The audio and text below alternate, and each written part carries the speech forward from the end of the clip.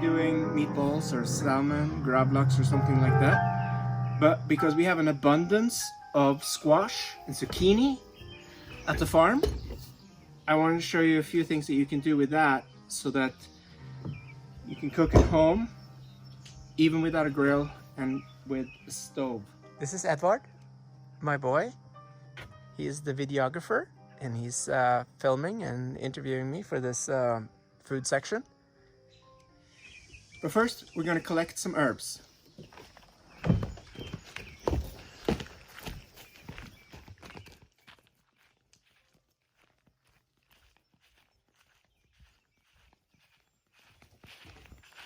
Lily, come over here, help.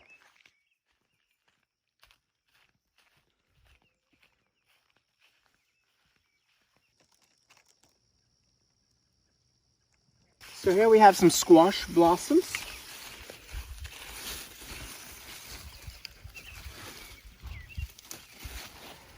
And we have basil here. We have some bronze fennel. It's in the family of dill. And of course, some dill flowers. We also got some oregano here. Purple basil. I have different varieties, Thai and cinnamon basil as well, which I like to mix into all of this. And then these are cilantro. They're bolting, so I'm going to take the lower leaves. I'm replanting these now. And one leaf of sage.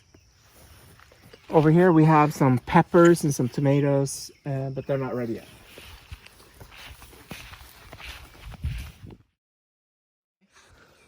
So here are the herbs from the garden. Here are the squash and the zucchini. We got some ricotta cheese here, salt, pepper, and we got limes and lemons and garlic and a zester. By cutting the herbs and the zucchini flowers. So, is it okay if you mix all the herbs together like that? When it comes to herbs, more is merrier. A little bit of herbs is like no herbs. Alrighty. So we got those. Now we're going to take the zucchini. These are pretty large. And normally they're fibery, but we're going to cook them for a fairly long time.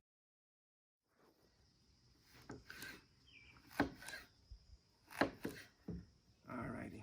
A little bit of olive oil on the pan. And what does the olive oil do? Well, it cooks it better from below, and it also prevents it from sticking to the pan. So now you alternate the smaller rings with the larger rings. This one fits nicely in there. Another yellow here. Green. Yellow. Green. Yellow. We have room for one more yellow. Actually, I think we could do two more of these guys.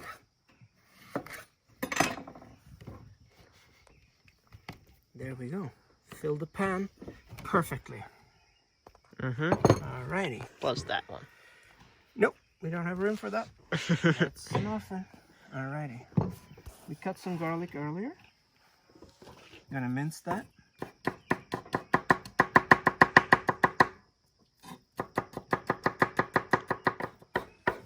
Alrighty. So we're gonna distribute these around.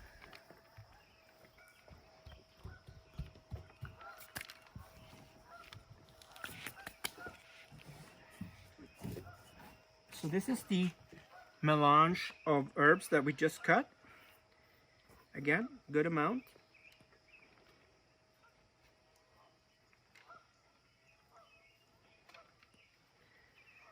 There we go. It's looking pretty good. We're gonna do some of the salt and pepper. Cows are making a lot of noise down there. They had calves, and some of them are getting pretty big. And one of them got out and they're howling day and night.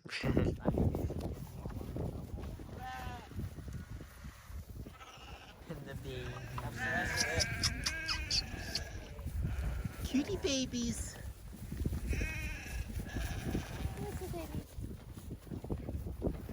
Nothing left.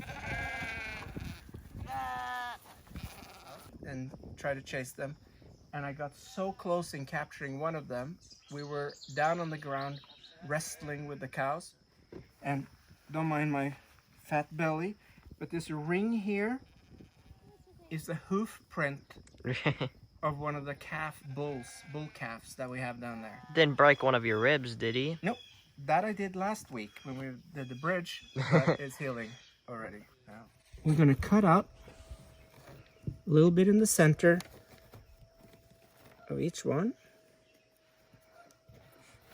And then you can put a little bit of ricotta cheese in the dimples of each zucchini. And so in the end, are these going to become like crispy, crunchy like cakes? Well, they're going to or... be super soft, but very, very crisp on top. That's why on all of this, that's where we're adding Parmesan cheese.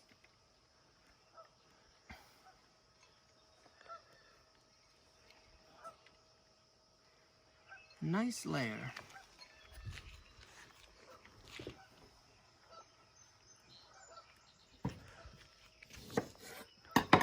We're going to be squeezing a little bit of lemon on top. And a little bit of lime. So do lemons and limes have like different flavors to them? Mm-hmm. They do. And we're going to save these pieces of limes and lemon because when they come out, we're going to zest the skin right on top because that's what adds the magic. Alrighty, I have preheated our oven to 425 degrees. Okay, So if you walk with me upstairs, up and down.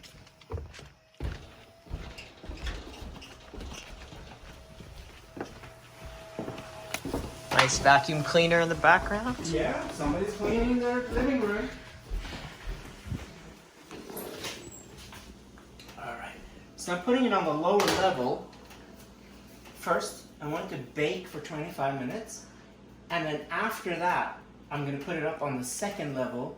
And I'm going to turn it all the way to broil so that I can get these cheeses and the surfaces completely brown and golden. And when you do put it on the upper level, you do want to watch it all the time. Otherwise it gets burned. And that's Lily. Woof, woof.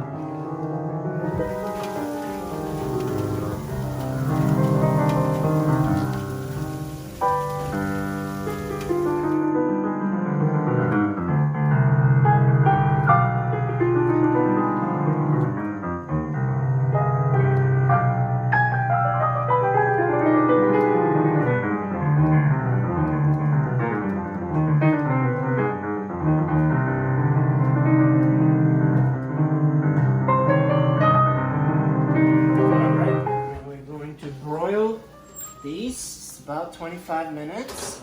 It's already looking pretty good, but we're going to give it a little Nice boost. and crispy. Nice and crispy.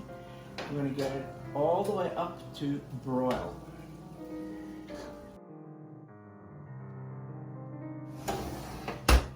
On anything you grill or cook is zest.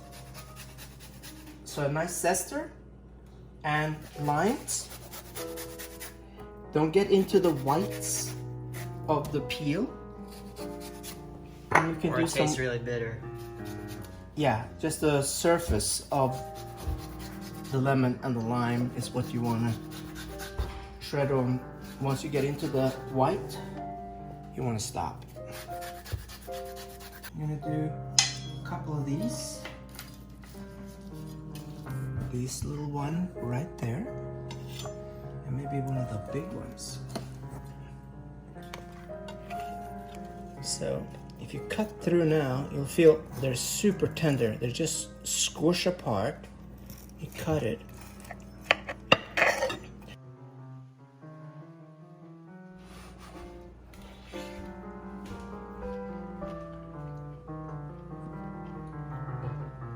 Oh, that's divine. So juicy to just melt. There's the ricotta. That's the ricotta right there. Wow. And you can see the ricotta here. Cut it. And it's just deliciousness. And you can serve it with anything.